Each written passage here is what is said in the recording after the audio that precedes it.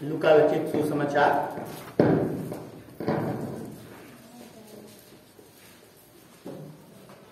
लूका रचित सुसमाचार उसका दूसरा अध्याय और उसके 8 से 14 पद को पढ़ेंगे। परमेश्वर के वचन से निकाल लेंगे। लूका रचित सुसमाचार दूसरा अध्याय उसके 8 से 14 पद। अगर हम सब ने निकाल लिया है तो आइए परमेश्वर के वचन के पढ़े जाने के आदर में हम अपने अपने स्थानों पर खड़े हो जाएं।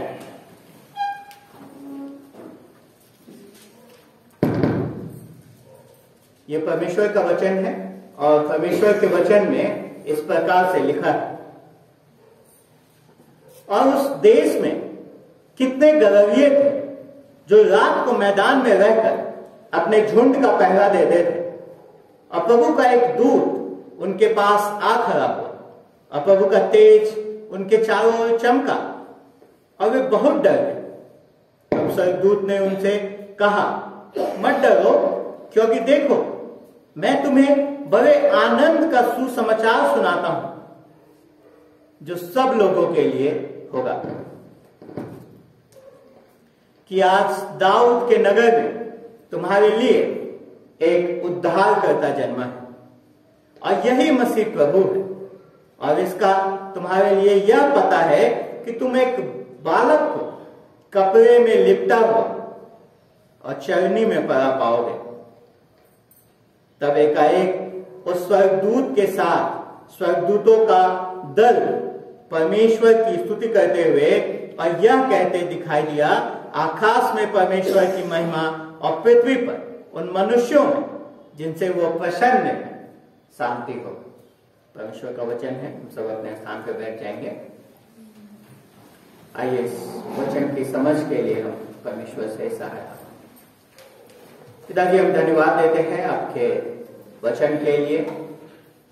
तो जी, जब हम इस वचन पे मनन करते हैं, आप हम सबको समझ और बुद्धि दें ताकि हम इस वचन को समझ सकें।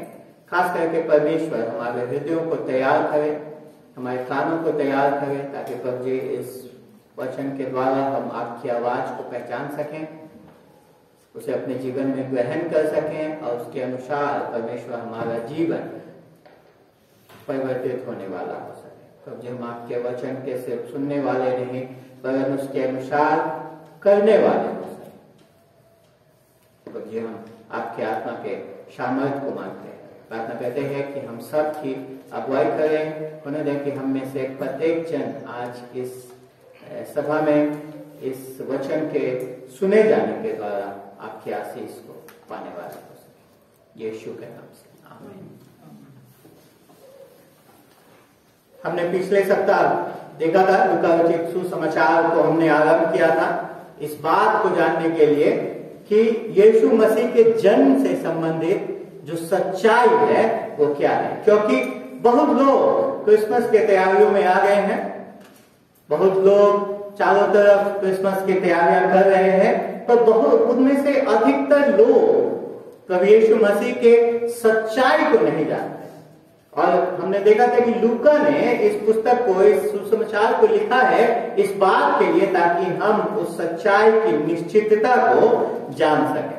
और जब तक आप प्रभु यीशु मसीह के सच्चाई को नहीं जान लेते हैं, तब तक आप अपने जीवन में उस स्थिरता को नहीं पाएंगे, उस निश्चितता को नहीं पाएंगे। अब पिछले सप्ताह 2 अध्याय 1 से 7 पद में हमने शुरू किया था। हमने देखा था कि कैसे यीशु मसीह का जो जन्म था, जो प्रथम क्रिसमस था, जो पहला क्रिसमस इस संसार में हुआ, कैसे इस संसार ने उसको कैसे नजरअंदाज कर दिया। किसी को कोई पता नहीं चला। आज क्रिसमस के साथ हम बहुत सारे फैंसी लाइट्स को जोड़ते हैं, बहुत सारे पार्टीज को जोड़ते हैं,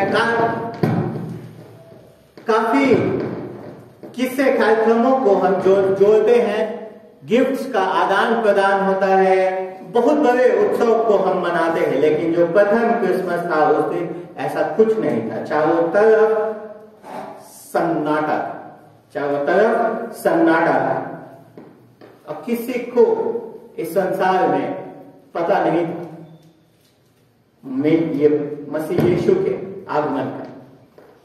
लेकिन आज जो खंड हमारे सामने है 8 से 14 पर, उसमें हम देखते हैं कि एकदम से एक विरोध है। जो पहले से 7 पदों में जो था, जो बातें जहां पे किसी को कुछ पता नहीं था, वहां चारों तरफ शांति थी, लेकिन 8 से 14 पद ठीक उसका उल्टा है।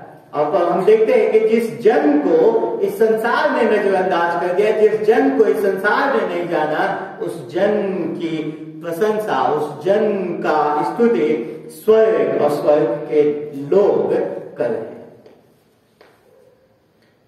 8 से 14 में हम देखते हैं कि स्वर्ग के नजरिए से क्रिसमस का क्या अर्थ है, और जब तक हम उस नजरिए को नहीं पालेंगे तब तक हम सच में जो क्रिसमस का सही अर्थ है उसको नहीं समझ पाएंगे। तो इसलिए हम दो दृश्य यहाँ पे हम देखते हैं। इस 8 से 14 पदों में हम देखते हैं कि एक पहला दृश्य जो है वो है स्वर्गदूत का आगमन होता है। एक स्वर्गदूत आता है और जन की घोषणा करता है। उस जन की घोषणा जिसको इस संसार ने छोड़ दिया था, नजरअंदाज कर दिया था, जिसके बारे में किसी को पता नहीं था, उस जन की घोषणा एक स्वर्गदूत आकर के करता है पहले दृश्य में। और दूसरे दृश्य में हम देखते हैं कि काफी स्वर्गदूत आकर के उसके साथ जुड़ते हैं। ये जो 8 से 14 आप लोग जब कई बार क्रिसमस के कार्यक्रमों में जाएंगे इन दिनों में, तो आप देखेंगे कि ये सब चीजें आपके सामने नाटक के रूप में दोहराई जाएंगे, और आप उनके सही अर्थ को तभी समझ पाएंगे जब आप इसके सही मायने को समझ पाएंगे। तभी आप क्रिसमस के सही अर्थ को, उसके सही रीति को, उसके सही तरीके से क्रिसमस मनाने को आप समझ पाएंगे। हम देखते हैं सर्वप्रथम एक स्वर्गदूत आता है और यीशु मसीह के जन्म की घोषणा करता है। 8 से 12 पद में 8 से 12 पद में हम देखते हैं कि एक स्वर्गदूत आता है और प्रभु यीशु मसीह के जन्म की घोषणा करता है। और क्या करता है? सर्वप्रथम वो उपस्थित होता है। चरवाहों के पास वो क्या आता है परमेश्वर का कार्य करने का तरीका बड़ा ही रहस्यमय है, बहुत ही अलग है। जो चीज हम कल्पना नहीं करते हैं वो चीज परमेश्वर उस प्रकार से कार्य करता है। लूका रचित सुसमाचार हम देखते हैं कि काफी ऐसे आश्चर्यों से भरा हुआ है। मतलब है, हम पिछले सप्ताह देख रहे थे कि परमेश्वर का पुत्र इस संसार में आ रहा है, परमेश्वर स्वयं देह धारण हो रहा है, पर कहां वो आ रहा है? वो गरीब माता पिता के पास आ रहा है। तो किसी अमीर या बहुत ज्यादा उस समय के प्रसिद्ध व्यक्ति के पास नहीं आ रहा है, वो एक गरीब घर में उसका जन्म हो रहा है। जबकि वो तो उत्तम से उत्तम के योग्य है, वो चाहे तो कहीं भी आ जाए, लेकिन वो गरीब स्थान पे आता है, एकदम से सन्नाटे शांति में आता है। और फिर देखते हैं हम एक और आश्चर्य यहाँ पे आता है कि जब उसके जन्म की घोषणा स्वर्गदूत करने आता है तो वो घोषणा लेकर के वो कैसर के पास नहीं जाता है, जो उस समय का सम्राट है। वो महलों में नहीं जाता है, यहाँ तक कि याजकों के पास भी नहीं जाता है, उस मंदिर में भी नहीं जाता है यरूशलेम के। वो कहाँ आता है? कुछ चरवाहों के पास। एक बार फिर से कोई मतलब नहीं निकल के आ रहा है। अगर प्रभु यीशु मसीह के जन्म की घोषणा करनी है, पूरे विश्व को उसके बारे में बताना है, तो क्यों ना कैसर के महल से शुरू की जाए? क्यों ना मंदिर में, यरूशलेम के उस पवित्र मंदिर में जाकर के इस बात की घोषणा की जाए कि यहूदियों का राजा, यहूदियों का मसीहा, जिसके लिए ये संसार इंतजार कर रहा है, वो आ गया है।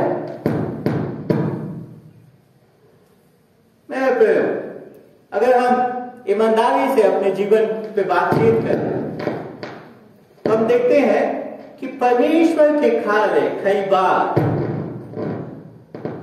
हमारे समझ से परे है, हमें समझ नहीं आता, उसका कोई अर्थ नहीं निकलता, और हम सोचते हैं कि परमेश्वर कुछ गलत कर रहा है। तो मेरे प्रिय, कि परमेश्वर में कोई गलती नहीं, ये हमारे चीजों को देखने के नजरिए में, क्योंकि हमारा नजरिया सीमित है और वो पाप से में डूबा हुआ है। हम चाहते हैं कि परमेश्वर हमारे अनुसार कार्य करे, जैसा हम चाहते हैं वैसा परमेश्वर कार्य करे, और हम कई बार उस कार्य को करने में परमेश्वर की सहायता भी करने की कोशिश करते हैं। तो परमेश्वर कहता है कि हम उसके कार्य करने के ढंग को देखें और उस पर भरोसा करें और उसको परमेश्वर होने दें। हम अपने जीवन में परमेश्वर बनना चाहते हैं, हम सारे निर्णय लेना चाहते हैं, हम अपने परिवार को उस प्रकार से नियोजित करना चाहते हैं, हम हर एक चीज को अपने हिसाब से योजना बनाना चाहते हैं, परमेश्वर को परमेश्वर नहीं होने देना चाहते हैं। लेकिन परमेश्वर कहता है कि परमेश्वर को हम परमेश्वर होने दें, हम उस पर भरोसा करें।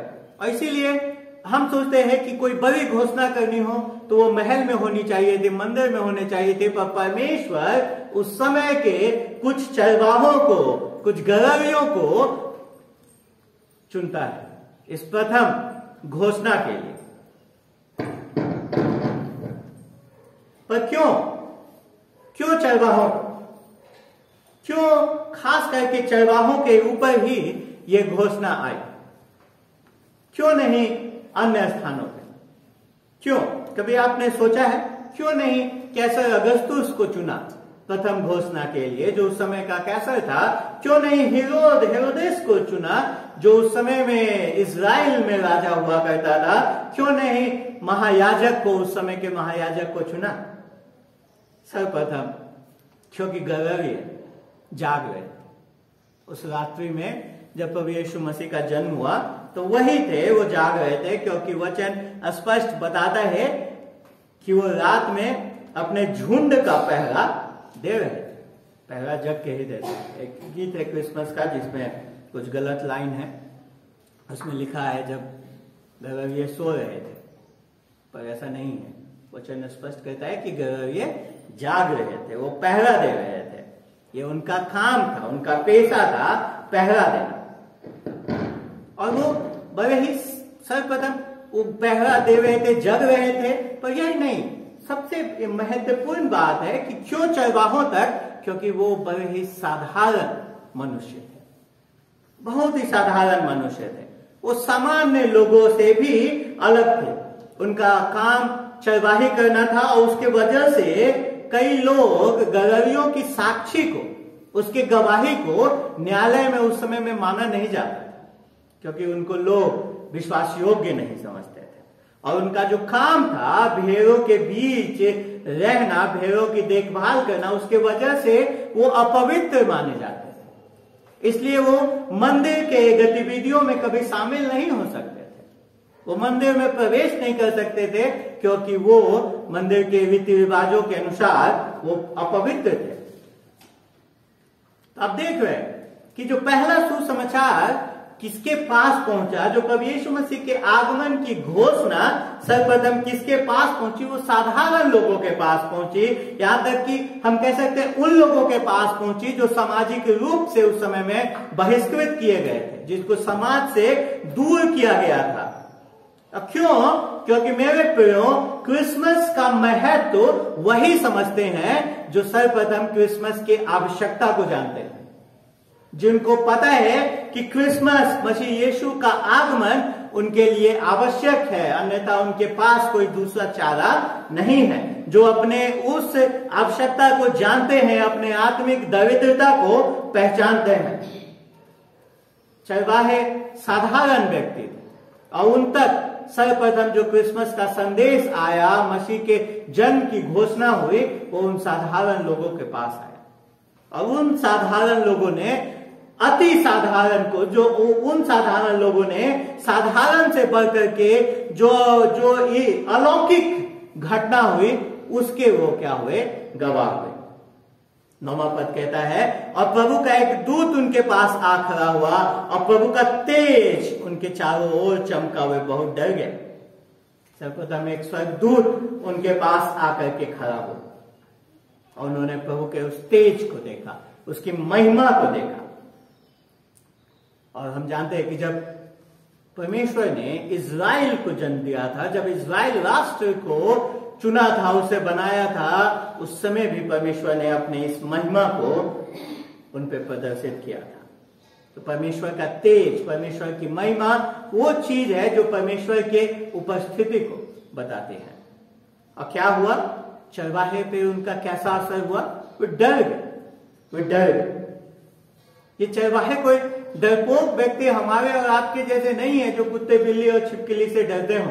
ये ऐसे लोग नहीं है, ये बाहर रहने वाले लोग हैं। इन्होंने अपने जीवन में काफी जानवरों के आवाज को और काफी सारी डरावनी घटनाओं को देखा है, सुना है, अनुभव किया है, पर ये डरते नहीं है। लेकिन इस समय में ये मजबूत लोग, जिनको अपने भावनाओं पे नियंत्रण करना पता है, जिनको अपने डर पे नियंत्रण करना पता है, ये लोग भी अपने डर पे नियंत्रण नहीं कर सके, वे डर गए।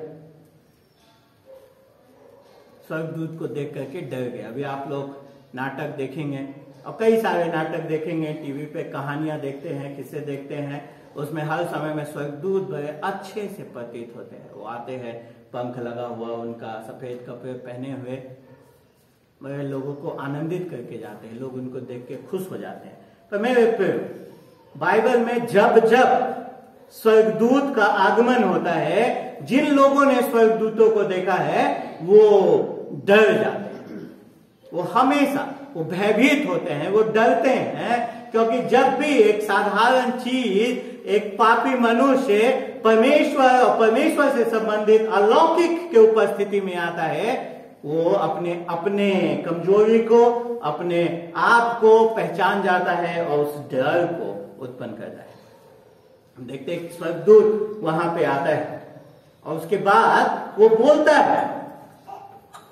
है, तब स्वर्गदूत ने उनसे कहा मत डरो, क्योंकि वो डर गए थे। तो पहली बात जो स्वर्गदूत ने उनसे कही, वो कहा मत डरो, क्योंकि देखो मैं तुम्हें बड़े आनंद का सुसमाचार सुनाता हूं जो सब लोगों के लिए होगा। उसके पास एक सुसमाचार है, उसके पास एक संदेश है इन चरवाहों के लिए, उस स्वर्गदूत के पास। और वो संदेश के बारे में सर्वप्रथम संदेश 11वें पद में है, और 10वें पद में हम देखते हैं कि वो संदेश के बारे में बात कर रहा है। और कह रहा है कि संदेश क्या है? सुसमाचार है, ये अच्छा खबर है, ये बढ़िया न्यूज है, ये सबके लिए है, बड़े आनंद का खबर है। यीशु मसीह से संबंधित जो खबर है, उसके आगमन का जो समाचार है, वो सुसमाचार है। उससे अच्छा समाचार इस जगत में, इस संसार में और कोई हो नहीं सकता था। और ये बड़े आनंद की बात है, छोटे आनंद की नहीं, तनिक आनंद की नहीं, कह रहे बड़े आनंद की बात है। तुम्हें बड़े आनंद का सुसमाचार सुनाता हूं। मेरे प्रियो, जब तक आप इस सुसमाचार को नहीं सुनते, जब तक आप इस क्रिसमस के संदेश को नहीं जान जाते हैं, तब तक आप उस बड़े आनंद को अनुभव नहीं कर सकते हैं। अब किसके लिए है ये बड़ा आनंद? कहता है सबके लिए, जो सब लोगों के लिए होगा। वो एक व्यक्ति के लिए नहीं होगा, वो सब लोगों के लिए होगा। आपको अभी मैंने बताया कि किससे बात कर रहा है स्वर्गदूत? चरवाहे से, जो कि सामाजिक रूप से बहिष्कृत है। इसलिए वो कह रहे हैं कि ये सबके लिए, ये किसी एक व्यक्ति के लिए नहीं है, ये किसी धनी लोगों के लिए नहीं है, या किसी ज्यादा जो अपने आप को ऊंचा समझते हैं उनके लिए नहीं है, ये सबके लिए है, सबके लिए। चरवाहे क्या जानते थे कि दबा हुआ, कुचला हुआ, कैसे उनके ऊपर जुल्म सहता हुआ जीवन क्या होता है। अब कहते हैं कि ये तुम्हारे लिए सुसमाचार है, और सिर्फ तुम्हारे लिए ही नहीं, वरन सबके लिए। किसी प्रकार का कोई नस्ल, ऊंचा नस्ल, नीचा नस्ल, या किसी प्रकार का रंग, इसके लिए कोई बाधा नहीं है। ये सबके लिए है, सबके लिए है। और ये सुसमाचार है, ये अच्छा खबर है। 2020 में हम लोग अच्छे खबर के लिए तरस गए। कोविड के साय में हम सब जीवन जी रहे हैं। अगर आज हमको एक अच्छा खबर चाहिए। यहाँ पे 11वें पद में हम सब के लिए एक अच्छा खबर है, और इससे अच्छा समाचार, इससे अच्छा खबर और कुछ हो नहीं सकता है। आइए 11वें पद में इस स्वर्गदूत को सुनिए कि आज दाऊद के नगर में तुम्हारे लिए एक उद्धारकर्ता जन्मा है, और यही मसीह प्रभु है। दाऊद का नगर में, बैतलहम में, आज दाऊद के नगर में, मतलब बैतलहम में एक उद्धारकर्ता जन्मा है। मतलब जिसके लिए ये संसार, जिसके ताक में था, जिसके इंतजार में था, वो आ गया। अब देखिए, ध्यान से देखिए, ये बालक जो जन्मा है उसके बारे में स्वर्गदूत क्या कहता है कि दाऊद के नगर में तुम्हारे लिए एक उद्धारकर्ता जन्मा है। उद्धारकर्ता जन्मा है, यही मसीह है और यही प्रभु है। इस बालक को 3 बड़े शीर्षक यहां पे देता है, 3 बड़ा उपाधि स्वर्गदूत देता है। कहता है कि ये बालक जो जन्मा है बैतलहम में, वो उद्धार करता है। चरवाहे जानते थे कि इस्राएल और सारा संसार संकट में है, परमेश्वर से दूर है, परमेश्वर के पवित्र व्यवस्था को पूरा नहीं कर पाने के कारण परमेश्वर से अनजान है, परमेश्वर से दूर है, और इसीलिए जीवन इतना कठिन है। और स्वर्गदूत उनको कहता है कि वो उद्धारकर्ता जिसका इंतजार था, वो आ गया। राष्ट्रों के लिए और व्यक्तिगत लोगों के लिए उन्हें एक उद्धारकर्ता की आवश्यकता थी, जो उन्हें उनके पाप और उसके परिणाम से आजाद कर सके। और पुराने नियम के भविष्यवक्ताओं ने ऐसे उद्धारकर्ता के आगमन के बारे में बताया था सदियों पूर्व। इससे पहले कि वो आए, उससे बहुत पहले यशाया, मीका और हर भविष्यवक्ता ने पुराने नियम में उसके आगमन की घोषणा करी थी, और सब लोग इंतजार कर रहे थे। और स्वर्गदूत कहता है कि आज जो बैतलहम में बालक जन्मा है, वही वो उद्धार करता है। और सिर्फ उद्धार करता ही नहीं, वो मसीह है। वो मसीह है। वही परमेश्वर का अभिषिक्त जन है। वही है जिसका सारा संसार इंतजार कर रहा है। वही है जो आज जिसके जन्म के साथ ही परमेश्वर के राज्य का उद्घाटन हो गया है। उसी ने परमेश्वर के आने वाले राज्य का उद्घाटन किया है। वो अभिषिक्त जन है। वही है जो हम सबको इस योग्य बनाएगा कि हम परमेश्वर के पास जा सकें। वही है जो हमारे उद्धार के कार्य को पूरा करेगा। वो मसीह है। और इतना ही नहीं, वो कहता है कि वो मसीह प्रभु है। हम लूका रचित सुसमाचार को पढ़ते हैं तो पहले अध्याय में ही, उससे थोड़ा ही आगे में हम देखते हैं कि कई बार प्रभु शब्द को परमेश्वर के लिए इस्तेमाल करता है लूका। और यहाँ पे आकर के कह रहा है कि वही परमेश्वर बैतलहम में मनुष्य के देह में, मनुष्य रूप में क्या हुआ है, एक बालक के रूप में जन्मा है। वो कहना चाहता है कि यही बालक है जो वो सम प्रभु है। वह यही बालक है जिसने सब कुछ को, सृष्टि को निर्मित किया है। यही बालक है जो सब चीज को नियंत्रित करता है। यही बालक है जो सारे आदर और महिमा के योग्य है। वो प्रभु है। वो इस संसार का, वो इस सृष्टि का, सबका, मेरा और आपका, सारे विश्व का, सबका वो क्या है, प्रभु है। बैतलहम में जो बालक जन्मा है वो उद्धार करता है। वो मसीहा और वो प्रभु है। उद्धार करता मसीहा और प्रभु है। लेकिन बहुत लोग इस बात को नहीं जानते। जो इस उत्सव को मनाने की तैयारियों में लगे हुए हैं, वो इस बात को नहीं जानते हैं। वो इस जो बैतलहम में जन्मा है उसके हकीकत को नहीं जानते, उसकी वास्तविकता को नहीं जानते हैं। और इसीलिए जो जन्म का उत्सव यीशु पे केंद्रित होना चाहिए, वो यीशु के अलावा हर चीज पे केंद्रित हो गया है। और स्वर्गदूतों ने जो प्रथम घोषणा करी, स्वर्गदूत ने उसमें स्पष्ट कह दिया कि ये बालक उद्धार करता है, वो मसीहा है, वो प्रभु है। इसीलिए हम देखते हैं आगे अगले सप्ताह हम देखेंगे कि कैसे वो चरवाहे रुकते नहीं हैं, वरन वो दौड़ के जाते हैं उस स्थान पे। लेकिन इससे पहले हम देखते हैं कि स्वर्गदूत 12वें पद में उनको एक चिन्ह देता है। कैसे पहचानेंगे कि ये जो जन्मा है कौन सा बच्चा उद्धारकर्ता मसीह और प्रभु है। 12वें पद में कहता है, और इसका तुम्हारे लिए यह पता है कि तुम एक बालक को कपड़े में लिपटा हुआ और चरनी में पड़ा पाओगे। बैतलहम बहुत बड़ा नगर नहीं था, लेकिन अवश्य ही उस नगर में भी, छोटे नगर में भी एक से ज्यादा बच्चे होंगे। कैसे वो चरवाहे जानेंगे कि कौन बालक उद्धारकर्ता प्रभु और मसीह है? स्वर्गदूत उन्हें बताता है कि उसे क्या देखोगे तुम? एक कपड़ों में लिपटा हुआ और चरनी में पड़ा हुआ पाओगे। 11 और 12 पद अपने आप में आपको अजीब नहीं लगता। 11वां पद, ये बालक उद्धार करता है, मसीह है, प्रभु है। वह बालक है कहां? चरनी में। सृष्टि को बनाने वाला, सृष्टि को रचने वाला संप्रभु परमेश्वर जो इस संसार में आया है, वो कहां पे है? वो चरनी में है।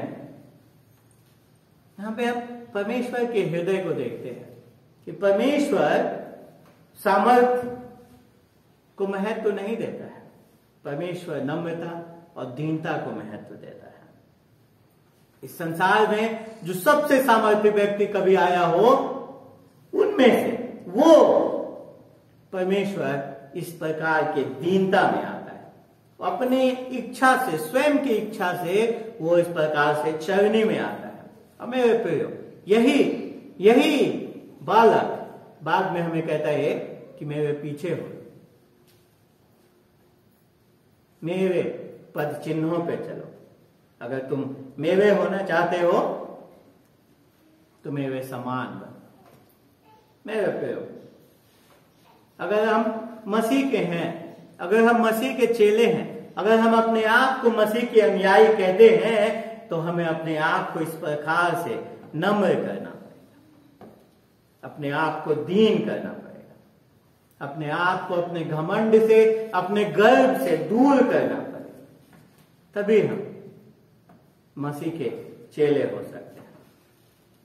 तो हमने पहले दृश्य में देखा कि कैसे एक स्वर्गदूत आकर के उस जन्म की घोषणा करता है, लेकिन दूसरा दृश्य यहाँ पे तुरंत का होता है। और जैसे ही ये स्वर्गदूत अपने बात को पूरा करता है, हम देखते हैं कि एकाएक उस स्वर्गदूत के साथ स्वर्गदूतों का दल परमेश्वर की स्तुति करते हुए और यह कहते दिखाई दिया। अभी एक स्वर्गदूत जन्म की घोषणा कर रहा था और अब स्वर्गदूतों का एक बड़ा दल परमेश्वर की स्तुति कर रहा है। 13 और 14 पद में वो परमेश्वर की स्तुति कर रहा है। अभी उस स्थान पे कुछ देर पहले तक पूर्ण रूप से शांति थी।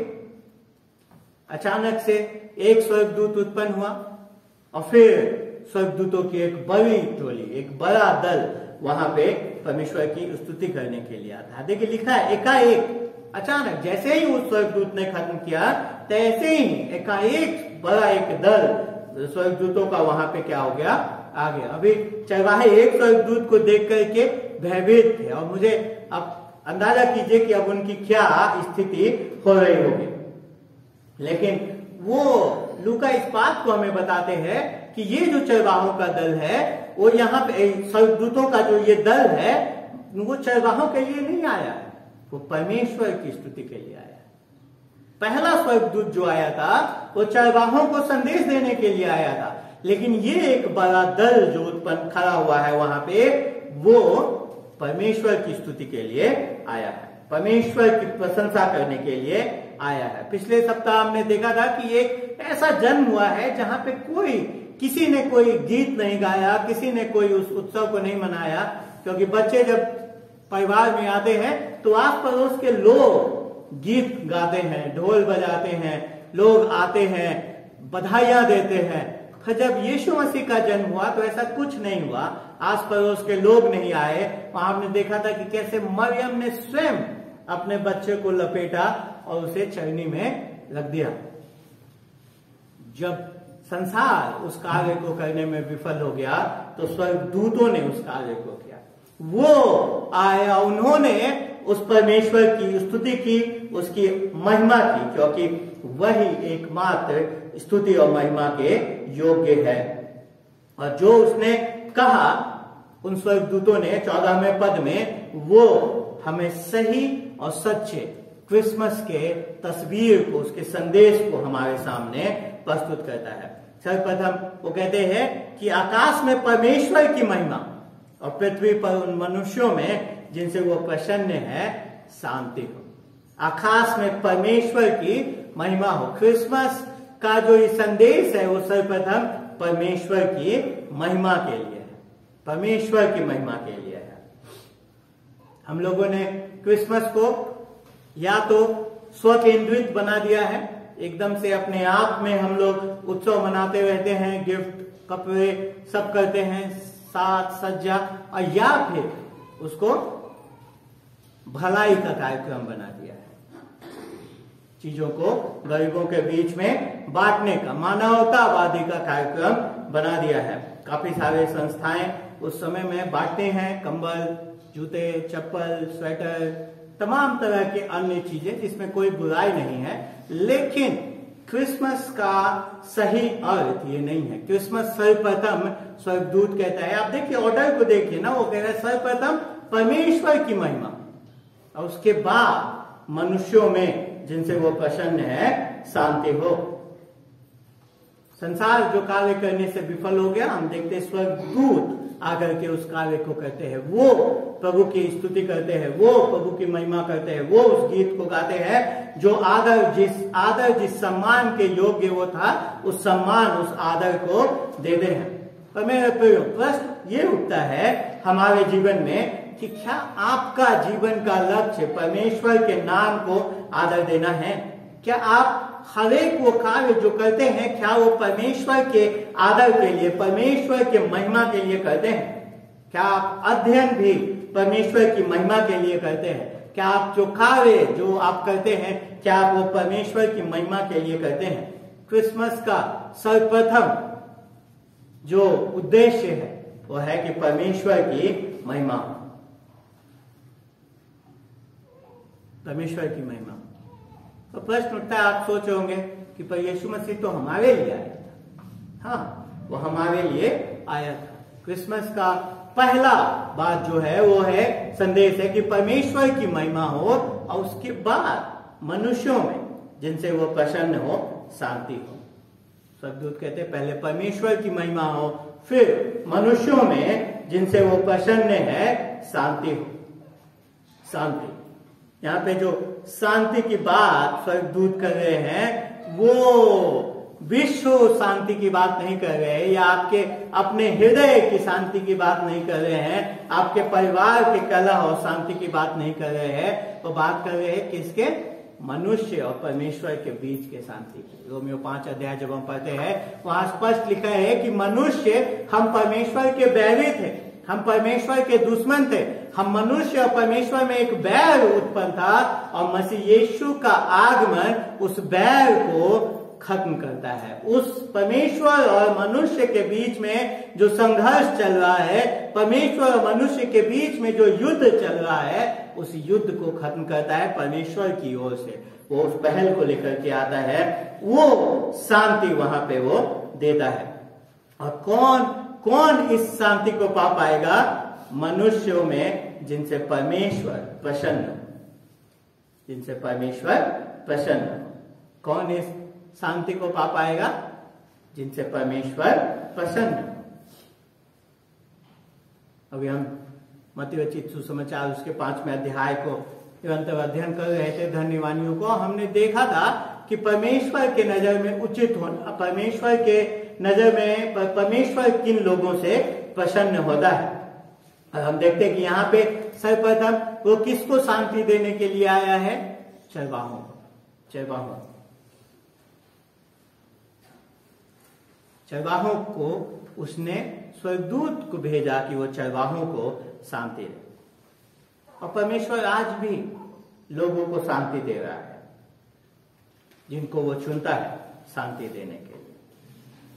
और वो किसी बुद्धिमान को नहीं देता है जो अपने आप को बुद्धिमान समझते हैं। हम लोग देख रहे थे उन धन्यवादियों में कि जो अपने आप को बड़ा समझते हैं, सामर्थ्य समझते हैं, घमंड करते हैं अपने ज्ञान पे, अपने तमाम तरह की बातों पे, या अपने आप को स्व धर्मी समझते हैं, अपने आप को बहुत धर्मी समझते हैं, उनको नहीं मिलता ये शांति। वो देता है उनको जो अपने आप को दीन करते हैं, जो अपने आप को नम्र करते हैं। अगर हमें परमेश्वर की शांति को चाहिए तो हमें अपने आप को नम्र और दीन करने की आवश्यकता है। हमें अपने आप को नम्र और दीन करने की आवश्यकता है, तभी हम इस शांति को पा सकते हैं। मेरे प्रियो, इस शांति को मनुष्य और परमेश्वर के बीच के इस शांति को पाने का और कोई दूसरा मार्ग नहीं है। ये सिर्फ और सिर्फ परमेश्वर ही हमें शांति दे सकता है। यीशु मसीह अन्य मार्गों में एक मार्ग नहीं है, वो एकमात्र मार्ग है। वो एकमात्र मार्ग है इस शांति को पाने के लिए। और आप तब तक उस शांति को नहीं पा सकते जब तक कि ये उपहार जो प्रथम क्रिसमस में आया, आप इस उपहार पे भरोसा नहीं करते हैं, जब तक कि आप इस उपहार को ग्रहण नहीं करते हैं। हम देखते हैं कि इन बातों को कह करके अचानक स्वर्गदूतों की टोली वहां से चली जाती है। स्वर्गदूत उनके पास से स्वर्ग को चले गए। शांति थी वहां पे, अचानक से एक दूत उत्पन्न हुआ, फिर काफी दूत आ गए और फिर अचानक से वहां पे शांति हो गई। अचानक से सब चीज वापस वैसे ही कीड़ों की आवाजें वहां आने लगी होंगी, सब कुछ सामान्य हो गया। तो मेरे प्रियो, छलवाहों के लिए सब कुछ सामान्य नहीं हुआ, क्योंकि एक बार जब आप प्रभु यीशु मसीह के सच्चाई को जान लेते हैं, उसके बाद आप वापस उसी जीवन में उसी प्रकार से सामान्य नहीं हो सकते हैं। और हम अगले सप्ताह देखेंगे 15 पद से आगे कि कैसे छलवाहों का प्रत्युत्तर क्या रहा। इस सत्य को जानने के बाद, इस संदेश को सुनने के बाद छलवाहों का प्रत्युत्तर क्या हुआ। लेकिन आज अभी इस समय में हमें अपने आप से प्रश्न पूछने की आवश्यकता है कि आप यीशु को कैसे देखते हैं। स्वर्गदूत ने कहा कि ये बालक जो जन्मा है वो उद्धार करता है, वो मसीह है, वो प्रभु है। क्या आप इससे सहमत हैं? क्या आप इससे सहमत हैं? क्या आप इस बात पे विश्वास करते हैं कि वो आपका उद्धार करता है? वो एकमात्र है जो आपको आपके पाप से बचा सकता है। क्या आप विश्वास करते हैं कि वो मसीहा है, वो ही वो मसीह है जो आपको छुड़ा सकता है? और क्या आप विश्वास करते हैं कि वो प्रभु है? वो प्रभु है जो इस पूरे सृष्टि पर राज्य करता है। क्या वो आपके हृदय पर राज्य करता है? क्या वो आपके जीवन पर राज्य करता है? वही इस योग्य है जो सब चीज के ऊपर राज्य करे। क्या आप प्रभु यीशु मसीह को इस प्रकार से देखते हैं? और अगर देखते हैं, क्योंकि ये कहना बहुत आसान है कि हाँ वो मेरा उद्धार करता है, हाँ वो मसीह है, हाँ वो प्रभु है, तो मेरे प्रभु, अगर हम प्रभु यीशु मसीह को इस प्रकार से देखते हैं, इस प्रकार से उस पर विश्वास करते हैं, तो क्या हम उसके साथ वही व्यवहार कर रहे हैं जो स्वर्गदूत ने किया था, स्वर्गदूतों ने किया था? कैसा व्यवहार हम उसके साथ कर रहे हैं? क्या वो आपके जीवन का सबसे महत्वपूर्ण व्यक्ति है? क्या आप अपने हर कार्य के द्वारा जो आप करते हैं, क्या आप सिर्फ और सिर्फ उसके आदर और महिमा के लिए करते हैं? क्या आप उसके लिए जीते हैं? हमें अपने आप से प्रश्न पूछने की आवश्यकता है कि कैसे हम आज प्रभु यीशु मसीह को महिमा दे सकते हैं। स्वर्गदूतों ने गीत गा करके दिया, जो कार्य परमेश्वर ने उन्हें करने को कहा था उस कार्य को करके किया। उन्होंने चरवाहों को वो संदेश दिया मसीह के आगमन का, इस विश्व को संदेश दिया, प्रथम संदेश मसीह के आगमन का। अभी हमारी बारी है कि हम उसको महिमा दें, हम उसको आदर दें। तो प्रश्न उठता है कि क्या हम अपना जीवन पूर्ण रूप से उसके अधीनता में, संपूर्ण हृदय से उसके अधीनता में रह करके, जी करके उसके नाम को महिमा देंगे? किस प्रकार से हम उसके नाम को महिमा देंगे? क्रिसमस का महीना है, स्वर्गदूतों ने गीत गा करके उसको महिमा दी। आप क्या योजनाएं बना रहे हैं इस महीने उसके नाम को महिमा देने के? कलीसिया में काफी अवसर है, काफी कार्यक्रम है, तो आप किस प्रकार से उन कार्यक्रमों में जुड़ करके परमेश्वर के नाम को महिमा दे सकते हैं? हमें विचार करने की आवश्यकता है। आइए हम प्रार्थना करें। पिताजी, हम धन्यवाद देते हैं आपके वचन के लिए, धन्यवाद देते हैं परमेश्वर कि आपका वचन आपने हमें दिया ताकि हम आपकी जन संबंधित उस सच्चाई को जान सके। प्रभु जी, जान सके कि कैसे इस संसार ने आपके जन को नजरअंदाज कर दिया, और प्रभु जी कैसे स्वर्गदूतों ने उस संदेश को चरवाहों को दिया, और प्रभु आपने इन बातों को इस वचन में पवित्र आत्मा के प्रेरणा से लिखवाने दिया ताकि हम उस संदेश को पा सकें। प्रभु जी, होने दें कि जब हम इस संदेश को जब हम सुनते हैं तो वो हम उस पर मनन कर सकें, हम जान सकें आपके जन के सच्चाई को,